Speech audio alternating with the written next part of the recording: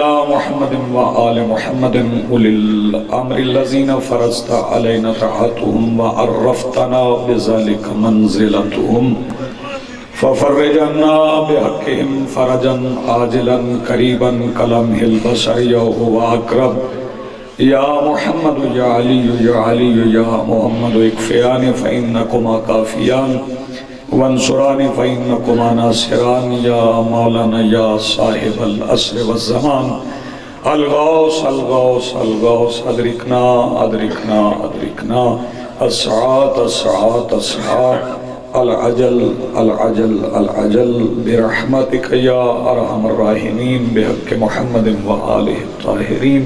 ممکنہ حد تک بلند صلوات پڑھیں.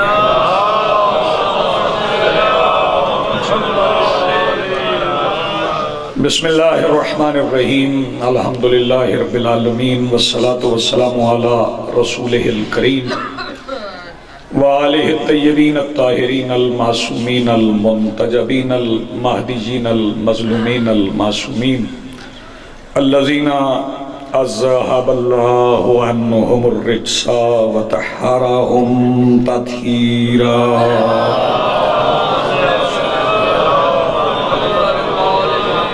ولعنة الله على أعدائهم ملعونين أجمعين من يومنا هذا إلى يوم الدين. اللهم لعن قتل فاطمة الزهراء.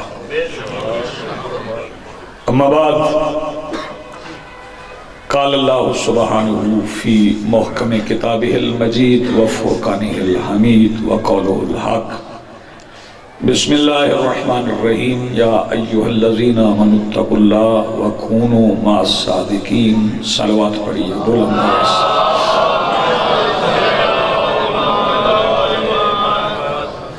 آج کی صفحہ عزا، صفحہ غم، یہ صفحہ ماتم اور اس پر حاضر سوگوارانوں، عزادارانوں، ماتمداران کے دلوں میں موجود حمایت سیدہ کونین کے وسیلہ سے درخواست گزار ہوں اپنے اس وارث کے حضور جو پردہ غیب میں منتقم حقوق آل محمد کی حیثیت سے موجود ہے کہ کائنات کا وہ مطلق العنان مدبر الامور اپنے رخ سے حجاب غیبت ہٹائے اور اجڑے ہوئے مدینے کو پھر سے آباد کرے. حاضرین محترم، عزاداران ذی وقار، وقار ہی عزا ہے، عزا ہی ہمارا وقار ہے.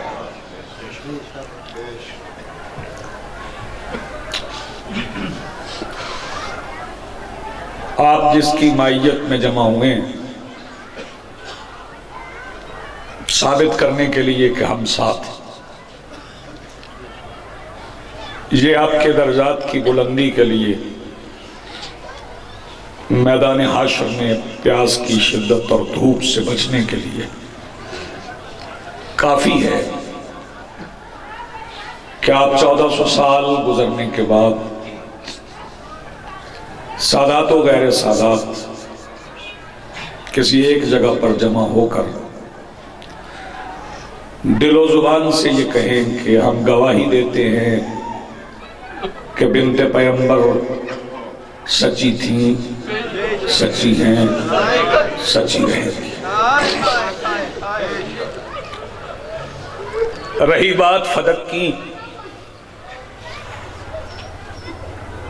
وہ وراثت بھی تھی، حق بھی تھا، قرضہ بھی تھا،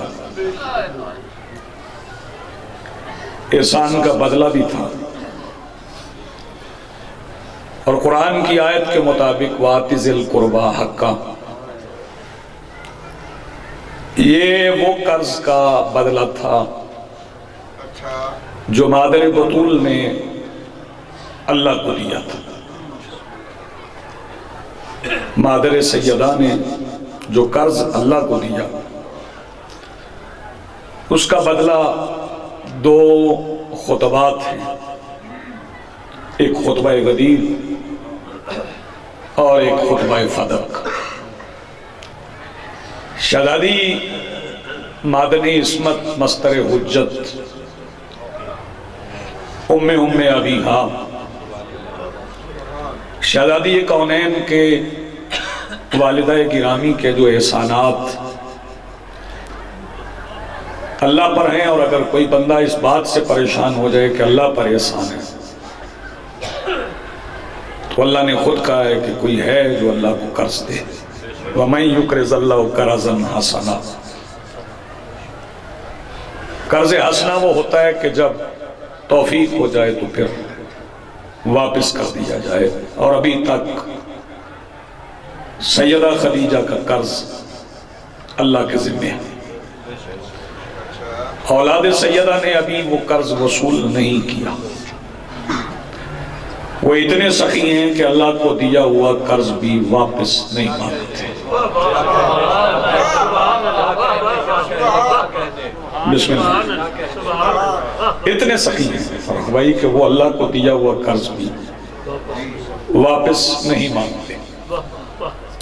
کوئی ترتیب نہیں ہے کہ کہاں سے شروع کرنا ہے اور کہاں پہ ختم کرنا ہے، لیکن چونکہ آپ اس لیے جمع ہیں کہ ہم یا لیتنا کنا معکم کی تفسیر کر سکیں کہ کاش ہم آپ کے ساتھ ہوتے۔ میں نے پہلے دن بھی کہا تھا کہ مجلس اعضاء میں حاضری اس کاش کو ختم کر دیتی ہے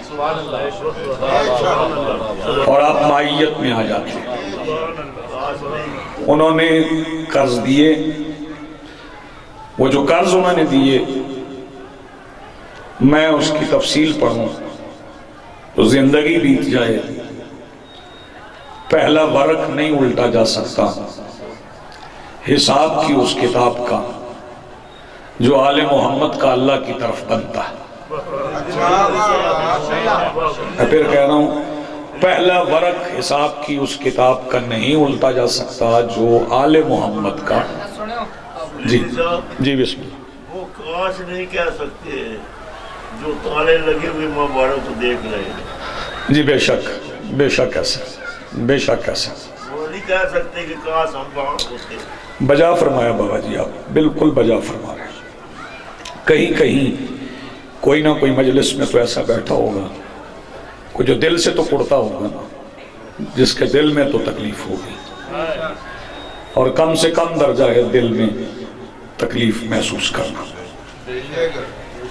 شہزادی کونین نے جو قرض دیے، مخدومہ عالمین کی والدہ نے جو خود بھی مخدومہ عالمین، انہوں نے جو قرض دیے ہیں اللہ کو، وہ قرض سرکار دو عالم کی درخواست پر نہیں دیے، سرکار دو عالم کے حکم پر نہیں دیے، سرکار دو عالم کی تبلیغ کے نتیجے میں نہیں دیے۔ میرا خیال غالب ہے اس بات پر کہ کوئی وہی خدیجہ کے گھر میں بھی اتری تھی کہ وہی والے سے اشتراک کرو۔ توجہ ہے صاحب، کوئی وہی وہاں بھی آئی تھی کہ مرکز وہی سے اشتراک کرو۔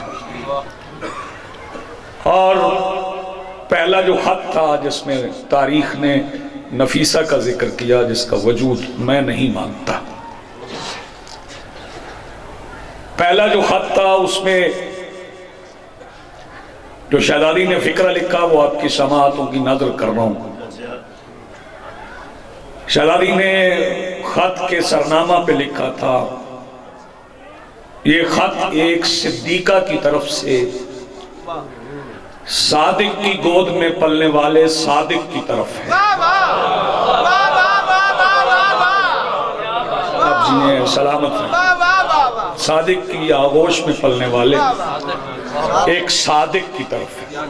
جناب عمران پہ لاکھ سلوات۔ میں کہوں چاہوں تو میں عرض کر دوں وہ فقرہ، من الصدیقۃ الکبریٰ الصادق فی المہد الصادق، کہ یہ ایک صدیقہ کبریٰ کی طرف سے اس صادق کی طرف ہے جو ایک صادق کی گود میں ہے، جس کی گود ہے وہ صادق سرکار ابو طالب، اور جس صادق کے لیے ہے وہ صادق وہ سرور کونین ہے۔ اس فکرے پہ داد نہ دیں، دعا ضرور دیجیے۔ عجیب فکرہ کہہ رہا ہوں، موجود کتاب میں ہے لیکن میں ممبر سے پہلی بار کہہ رہا ہوں۔ یہ خط اس صادق کی طرف سے ہے جس کا تعارف اللہ کے ہاں فاطمہ کا باپ ہونا ہے۔ آپ سلامت رہے، بڑی مہربانی، بہت شکریہ۔ خط میں لکھا گیا اور پھر خط کا جواب آیا۔ باقی تحریر پڑھنا وہ ہمارا کام نہیں ہے، اور رخین نے قیاس کیا ہے کہ یوں لکھا گیا تو یوں لکھا گیا تو یوں لکھا گیا تو یوں لکھا گیا، اسے خواستگاری قرار دیا گیا۔ ایک صاحب منصب نے ایک صاحب منصب کو اشتراک کی دعوت دی، منصب اور منصب ملا، شجاعت اور اللہ کا بیت المال آپس میں مل گئے۔ میں پھر کہہ رہا ہوں، اس سے زیادہ اختصار، اور میں چاہ رہا ہوں کہ آج بات وہی کہوں جو شہزادی کی بارگاہ میں ایک سجدہ بن کر پیش ہو۔ بیت الصدق، بیت الشجاعت اور بیت المال اللہ کا، یہ ایک جگہ پہ جمع ہوئے۔ پھر شہزادی نے اپنی ساری دولت نبیوں کے سلطان کے حوالے یہ کہہ کر کی کہ نسل در نسل ہم آپ کی دولت کی حفاظت کر رہے تھے۔ آپ نے غور نہیں فرمایا، نسل در نسل ہم آپ کی دولت کی حفاظت کر رہے تھے، اب اس دولت کا اختیار سنبھال کے کائنات کو بتائیں کہ خدیجہ کے گھر میں موجود دولت کا اصل مالک کون ہے۔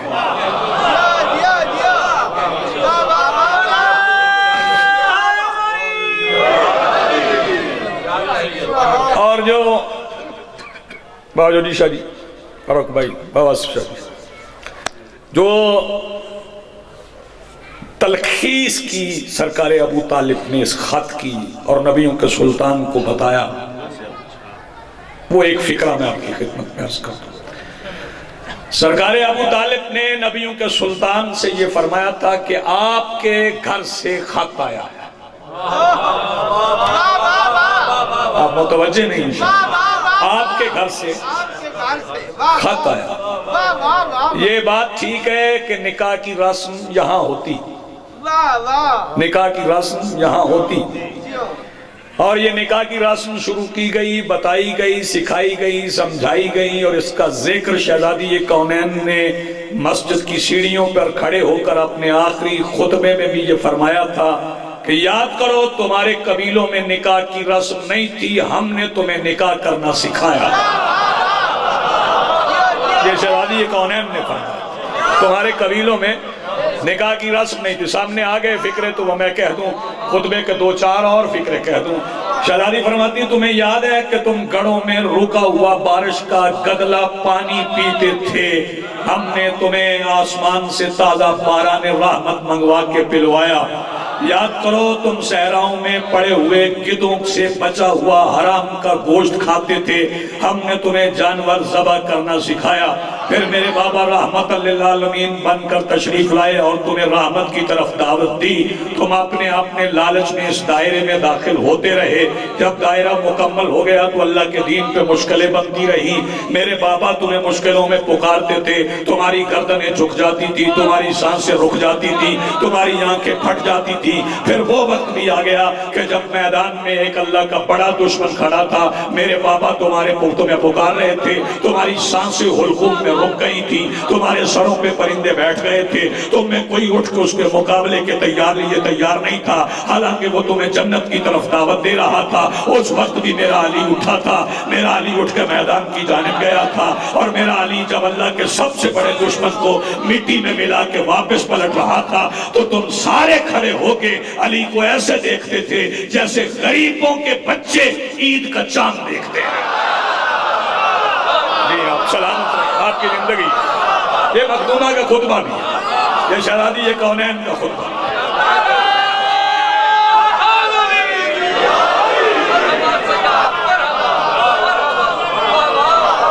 جی ہاں، بہت شکریہ، دعا مل گئی ہے تم سارے۔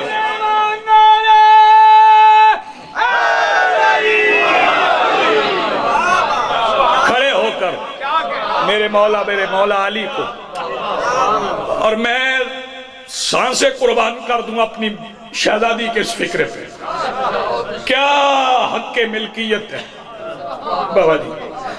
شہزادی بار بار فرما رہی ہیں میرا علی، میرا علی، بار بار یہی فرماتی تھی میرا علی۔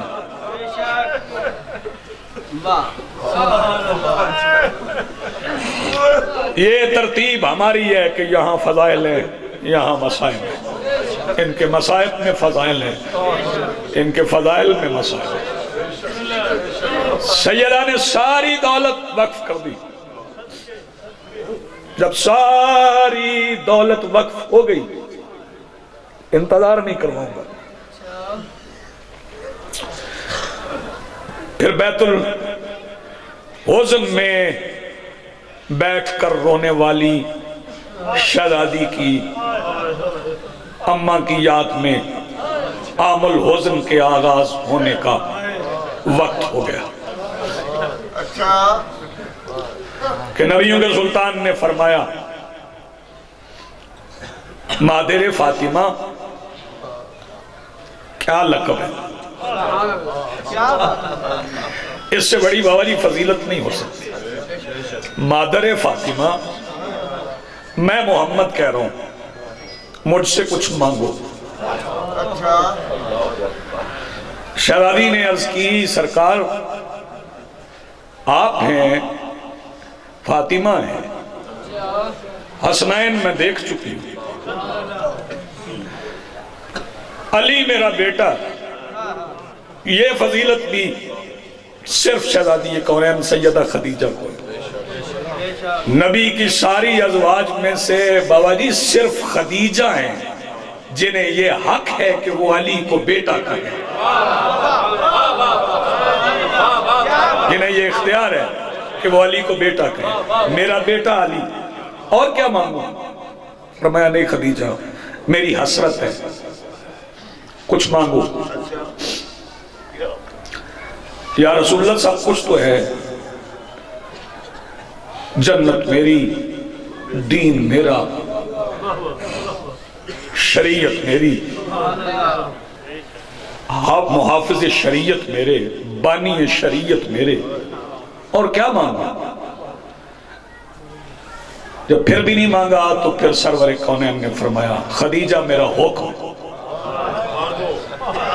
کچھ مانگو۔ پھر عرض کی سرکار اگر آپ کا حکم ہے پھر مانگتی کچھ نہیں، ایک پیغام ہے میرا،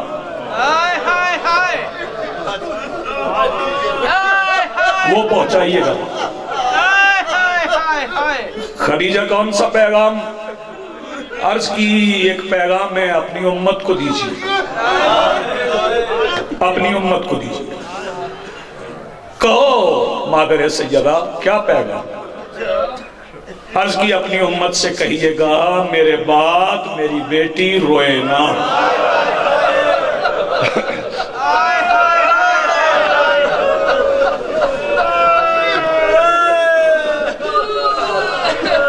میرے بعد بعض لوگوں نے اس روایت کو یوں لکھا ہے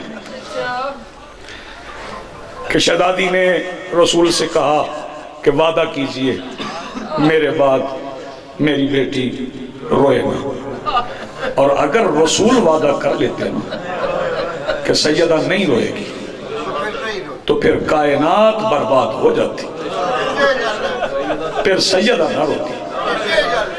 وعدہ کیا، سیدہ میں وعدہ کرتا ہوں پیغام پہنچاؤں، اور یہ وعدہ کرتے کرتے رسول رو پڑے۔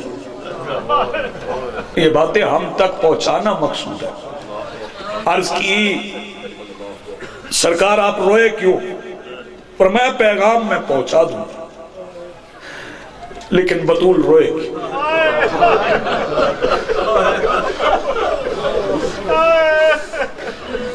بس ایک فکرہ کہہ کے میں آگے بڑھتا ہوں۔ نبیوں کے سلطان نے ماں کو بیٹی کے زخم دکھائے، سبحان اللہ۔ نبیوں کے سلطان نے ماں کو بیٹی کے زخم دکھائے۔ یہ جس مقدمے پہ آج آپ بیٹھے ہیں نا، آپ اس مقدمے میں حمایتی بن کے آئے ہیں، یہ دین کی بنیاد ہے۔ یہ جو مقدمہ فدق ہے ہمارے دین کی بنیاد ہے، اسے نکال دیں تو پھر ہمارا دین کوئی نہیں ہے، اسی پہ ہمارے دین کی بنیاد ہے۔ اس مقدمہ فدق میں مقدمہ امامت ہے، مقدمہ ولایت ہے، مقدمہ رسالت، اسی میں سب کچھ۔ پھر وقت گزر گیا، پھر دہلیز پر ستارہ اترا، پھر شہزادی مولا علی کے گھر آ گئی۔ یہ حق ہی صرف ابو طالب کا ہے کہ سیدہ جیسی بہو بنے، میں اور کسی کا حق ہی نہیں۔ شہزادی آ گئی، چکیاں چلتی رہیں، رزق بٹتے رہے، آیتیں اترتی رہیں، فرشتے آتے رہے، رسول مسجد سے اٹھتے رہے، دروازے پہ رکتے رہے، درود پڑھتے رہے، مدینے کی گلیوں میں کھڑے ہو کر کہتے رہے السلام علیکم یا اہل بیت النبوہ، اے نبوت کے اہل بیت میرا تم پر سلام۔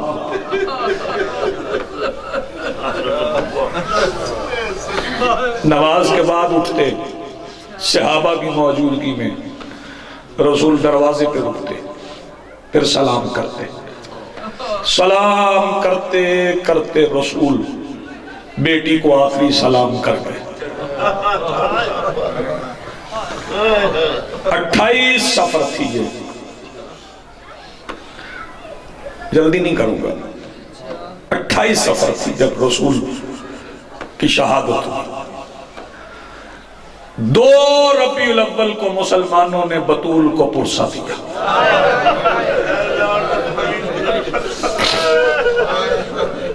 29 30 یکم 3 دن مشغول رہنے کے بعد 2 ربیع الاول کو شہزادی کو پرسا دیا۔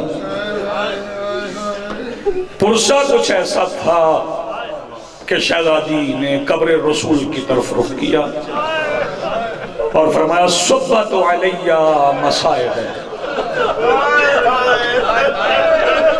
بابا جو مصیبتیں مجھ پہ آئی ہیں وہ سفید دنوں پہ آتی، لو انہا علی الایام سرنا لیالیا، وہ سفید دنوں پہ آتی، وہ کالی راتوں میں بدل جاتی۔ وصیت کیا تھی؟ رسول نے تو امت سے کہہ دیا تھا کہ میرے بعد میری بیٹی روئے نہ، لیکن امت پیغام سمجھی نہیں، رونے کا سارا سامان مہیا کر کے پھر علی سے کہنے لگے یا علی بطول سے کہو روئے نہ۔ سیدہ یاسو قبول فرمائے۔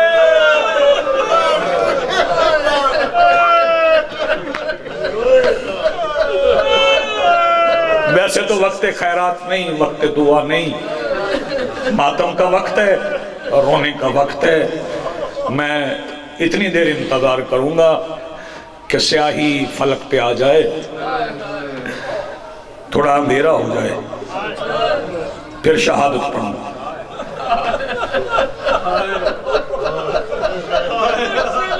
تھوڑا اندھیرا ہو جائے پھر میں شہادت پڑھوں گا۔ مصائب شہزادی کے بہت ہیں، بڑے مصائب ہیں شہزادی۔ بیت الحزن کی بات کر رہے تھے آپ بھی سرکار، پہلے بھی ہو رہی تھی بیت الحزن کی بات۔ یہ میرے مولا امیر نے بنایا تھا، یہ جہاں جنت البقیع ہے نا، اس کے پیچھے مولا نے بنایا تھا۔ جب لوگ آئے تھے نا مولا کے پاس اور آ کے کہا تھا یا علی زہرا سے کہو یا دن کو رہے یا رات کو رہے۔ اس کا مطلب ہے شہزادی دن رات روتی تھی۔ وہ گھر جس میں بیٹھ کر رونے پر پابندی نہ ہو اسے بیت الحزن کہتے ہیں۔ ہر امام بارگاہ بیت الحزن کی یاد ہے۔ پھر میرے مولا علی نے وہ گھر بنایا تھا۔ روایت متفرق ہے، میں مصدقہ روایت پڑھ رہا ہوں۔ میرے مولا نے جنت البقیع کے پیچھے حسنین کو ساتھ لے گئے، جناب عمار بن یاسر تھے، جناب ابو ذر تھے، جناب سلمان تھے۔ گھر بناتے تھے، پتھر علی رکھتے تھے، اٹھاتے حسنین تھے، بابا کو دیتے تھے، علی رکھتے تھے۔ عمار اور ابو ذر کہتے تھے ہم مدد کریں، تو اس وقت مولا فرماتے تھے نہیں عمار ابو ذر، اس میں بطول نے رونا ہے۔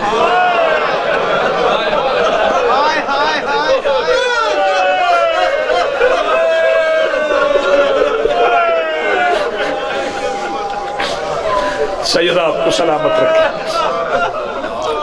گھر بنتا رہا، پھر چھت ڈال لی۔ چھت ڈالنے کے بعد علی گھر آئے اور فرمایا بطول سیدہ میں نے بستی سے دور گھر بنا دیا، وہاں بیٹھ کر رویا کریں، رات کو وہاں رو لیا کریں، دن کو گھر میں رو لیا کریں۔ گھر میں بھی رونے پہ پابندی نہیں لگائی، فرمایا رات کو وہاں رو لیا کریں، دن کو گھر میں رو لیا کریں۔ اچھا یا علی بطول میں چھوڑ آیا کروں گا، پھر میں لے آیا کروں گا۔ علی بادشاہ نے یہ نوکری کی ہے 5 ربیع الاول سے لے کے 3 جمادی الثانی تک علی نماز پڑھتے تھے، قرآن پڑھتے تھے اور بطول کے ساتھ مل کے روتے تھے۔ جب پہلے دن چلنے لگے نا بابا جی گھر سے، تو حسنین کو ساتھ لیا، اسی پہ ماتم ہو جائے گا۔ شہزادیاں اٹھی برقع پہن کے کہ سیدہ بطول نے فرمایا نہیں زینب و کلثوم نہیں جائیں گی، رات کا وقت ہے، مدینے کی گلیاں ہیں، میری بیٹیاں ان میں پیدل کیسے چلے گی، بیت الحزن دور ہے۔ پھر کبھی کبھی شام کی طرف رخ کر کے کہا کرنا تیری ماں رات کے اندھیرے میں تجھے برقعے میں ملبوس مدینے کی گلی میں پیدل چلنا برداشت نہیں کرتی تھی، اللہ جانے اس وقت کیسے چلی ہوگی۔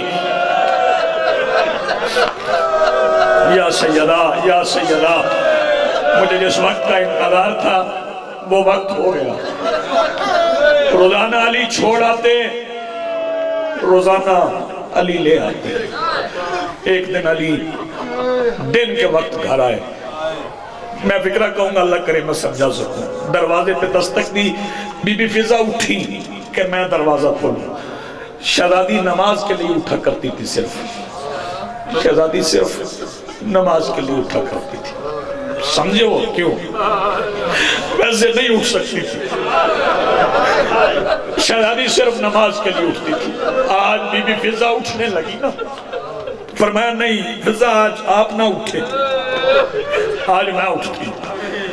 آج میں دروازہ کھولا سامنے علی تھے، شہزادی جانتی تھی نا، علی گھر میں داخل ہوئے، فرمایا السلام علیکہ یا امیر المومنین، پھر ایک قدم پیچھے ہٹی، السلام علیکہ یا امیر المومنین، پھر فرمایا السلام علیکہ یا امیر المومنین۔ اپنے حجرے تک آنے تک بطول نے 14 مرتبہ علی کو سلام دیا۔ علی آواز دے کے کہتے ہیں بطول مجھے دکھ نہیں، جسے تو سلام کرے اسے کوئی کرے نہ کرے۔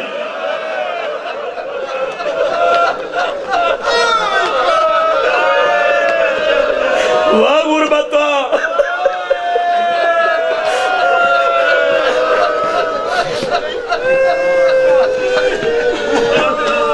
میری مخدومہ آپ کو سلامت رکھے۔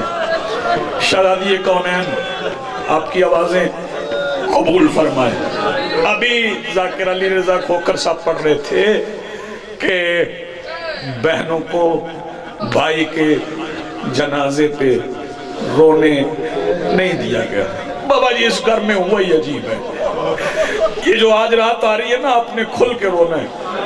پچھلی رات جو گزر گئی ہے نا اس میں علی سیدہ زینب سیدہ ام کلثوم سے کہہ رہے تھے آہستہ رونا، لوگوں کو پتہ نہ چلے بطول چلی گئی ہے۔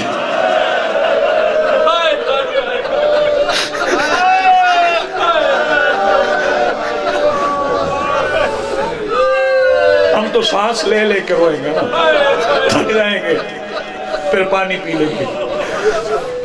شہزادی کے مصائب کون پڑھے، کیسے پڑھے، کتنے پڑھے؟ سیدہ کی کچھ وصیتیں، وہ وصیتیں سن لیں۔ پھر میرا دل ہے میں 2 جنازے پڑھوں، ایک سیدہ بطول کا اور ایک اس شہزادے کا جو میری مخدومہ کے ہاتھوں پر تھا، سرکار محسن کا۔ آج چونکہ 2 شہادتیں، آج ایک شہادت ہے، ایک 2 ربیع الاول کو ہوئی تھی، وہ سرکار محسن کی ہے، آج جناب سیدہ کی ہے۔ میں چاہوں گا کہ دونوں کے 2 فکرے میں کہہ سکوں۔ پہلے وصیت سن لیں شہزادی کی۔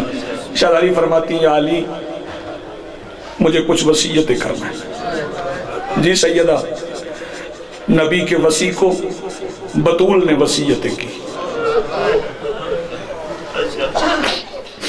یہ مرتبہ ہے میرے مولا علی کا، نبی کے وصی کو بطول نے وصیتیں کی۔ یا علی اسماء بنت امیس نے ایک تابوت بنایا ہے، اس میں مجھے رکھنا۔ اسماء بنت امیس نے ایک تابوت بنا کے، شہزادی بنوا کے دیکھتی تھی، اسماء بنا کے دکھاتی تھی، اور شہزادی فرماتی تھی نہیں اسماء یہاں سے کپڑا ہٹ گیا،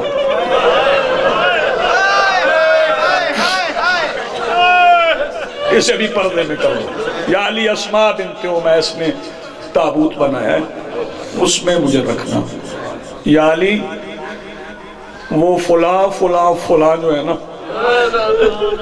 انہیں میرے جنازے میں نہ آنے دینا۔ بندے چھپا جاتے ہیں، میں فکرہ وہ کہوں گا یا علی جو میرے گھر میں زینب کے سامنے دوڑتے رہے انہیں نہ بتانا۔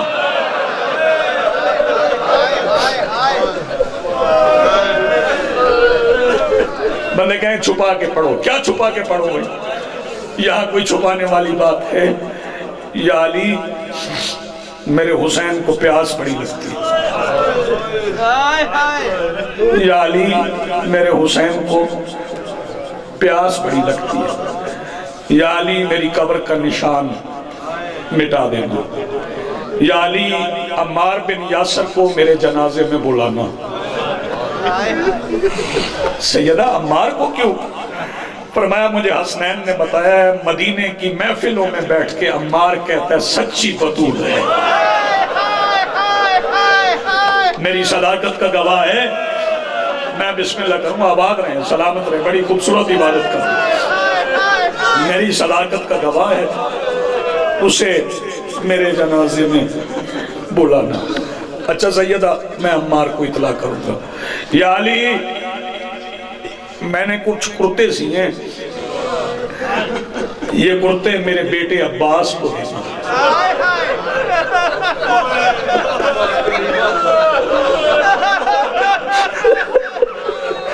یہ کرتے میرے بیٹے عباس کو پہنانا۔ بطول یہ کب سی ہے؟ فرمایا جب میں دائیں ہاتھ سے تسبیح نہیں پڑھ سکتی تھی نا، میں عباس کے کرتے سیتی رہی۔ یا علی مجھے قبر میں خود اتارنا۔ جو بندے ابھی تک ماتم نہیں کر سکے انہیں دعوت دوں گا اگلے فکرے میں سینے پہ ہاتھ مار لیں۔ یا علی مجھے قبر میں خود اتارنا۔ تلقین کی انہیں ضرورت نہیں ہے، لیکن بتایا اس لیے جاتا ہے کہ ہمیں تلقین کا پتہ چل جائے۔ شہزادی فرماتی یا علی قبر میں اتار کے میری تلقین خود پڑھنا۔ یا علی میری تلقین پڑھنا لیکن میرا دایاں کندھا نہ ہلانا۔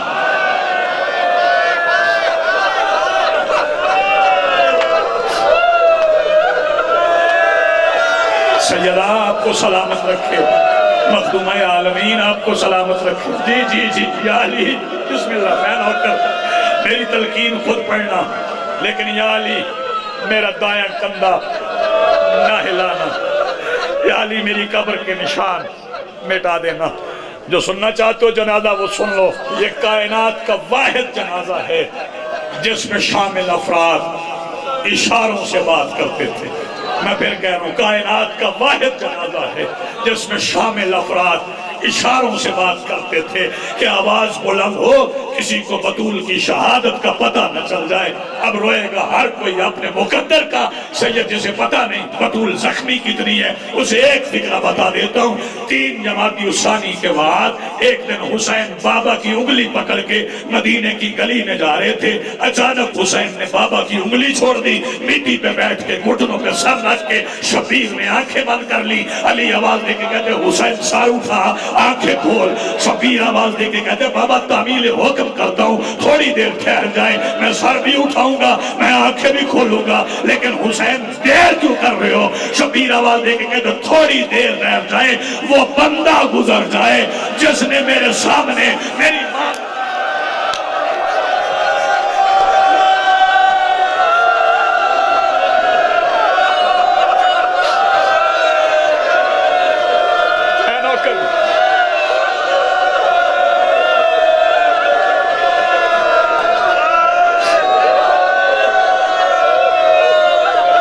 سیدہ سلامت رکھے۔ آج میں کسی سے نہیں کہوں گا کہ حوصلہ کر لیں، جو ماتم کر سکے وہ ماتم کر سکے، جو آنسو بہا سکے وہ آنسو بہا لے۔ بندے کہتے ہیں میں ذاکرین سے بھی فرق پائی، زیگم شاہی التماس کرتا ہوں۔ بابا جو جی میں ذاکرین سے اکثر کہتا ہوں اپنے فکر بابا سے شاہی بدل دے۔ ذاکرین کہتے ہیں نانا کی قبر پہ حسنین گئے تھے، جا کے کہتے تھے نانا اماں بیمار ہے۔ میں کہتا ہوں نہیں شہزادوں نے یہ نہیں کہا، نانا اماں بیمار ہے۔ مولا حسین سے حسن نے کہا تھا حسین تو بتا کتنا حوصلہ میرے حسین کا۔ حسین کہتے تھے نانا جہاں اماں نماز پڑھتی ہے نا وہ جگہ سرخ ہو جاتی ہے۔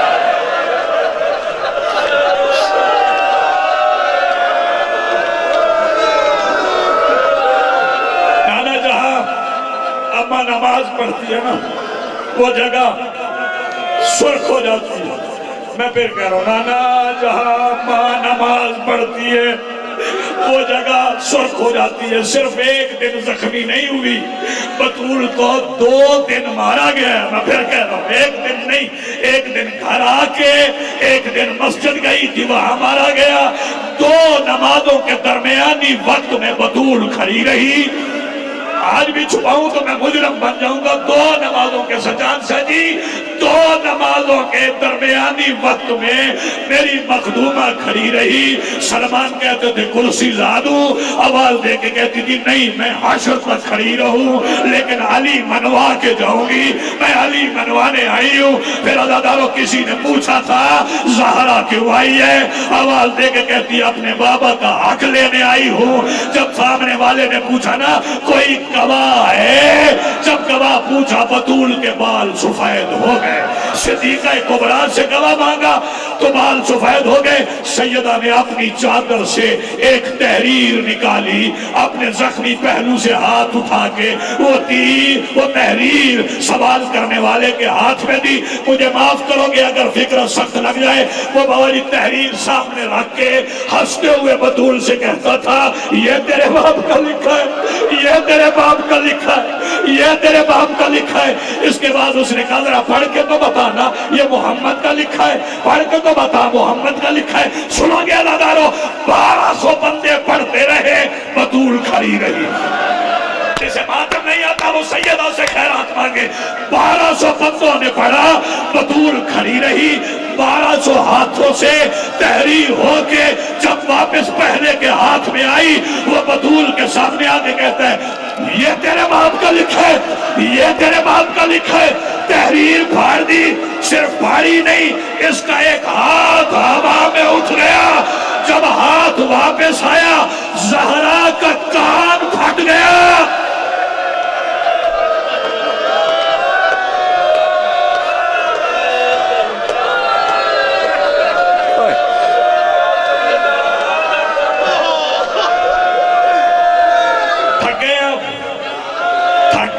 عالم کے آنے کا اعلان کر دوں کہ یہیں پہ علم آ جائے. آوازیں اتنی بلند کرنا کہ اعلان کرنے کی ضرورت نہ پڑے, لوگ خود پوچھنے آ جائیں کہ آج ہوا کیا ہے.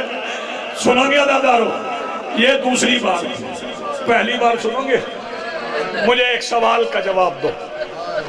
اگر 4-5 بندے کسی کے دروازے پہ جاؤ, جا کے کتنے بندے دستک دیتے ہو؟ ایک دیتے ہیں. 100 سے زیادہ لوگ تھے.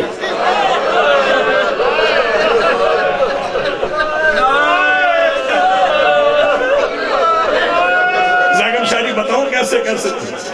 کچھ پیدل تھے, کچھ سوار تھے. ابو ذر کہتے ہیں مجھے لگا مدینے پہ حملہ ہو گیا, لوگ گلیوں میں دوڑ رہے تھے. آپ مجھے معاف کر دینا, جس دروازے پہ رسول کھڑے ہوتے تھے نا, اس دروازے پہ کسی نے دستک دی,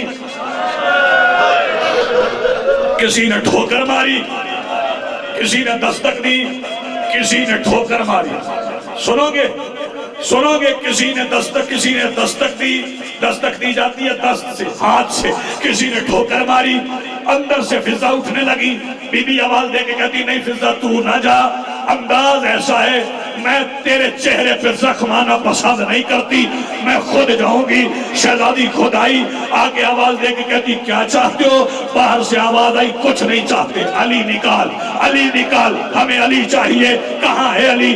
سارا فرماتی ہے مشغولن فی جمع القرآن, علی قرآن جمع کرنے میں مشغول ہے. بابا واسف ساری لفظ ایک بھی چھپاؤں تو مجرم بن جاؤں گا. ادھر صدیقہ کبریٰ نے کہا علی قرآن جمع کرنے میں مشغول ہے.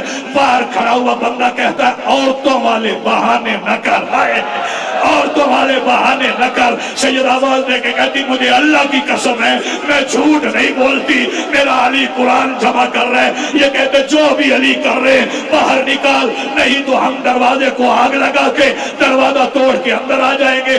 شہزادی فرماتی ہے کائنات جل جائے لیکن میں علی کا بال اکھاڑ کے نہیں دوں گی. عزادارو باہر کھڑے ہوئے بندوں نے مل کے دروازے کو دھکا دینا شروع کیا. اب شہزادی خالی ہاتھ نہیں تھی, شہزادی کے ہاتھ پہ میرا مولا محسن تھا. باہر کھڑے ہوئے بندوں نے دروازے کو دھکا دینا شروع کیا. باہر سے دروازہ پیچھے دیوار, باہر دروازہ پیچھے دیوار. ایک ٹھوکر ایسی لگی دونوں طرف سے دروازہ اکھڑ گیا. دروازے اور دیوار کے درمیان بطول آئی, پہلی آواز دی بابا میرا محسن.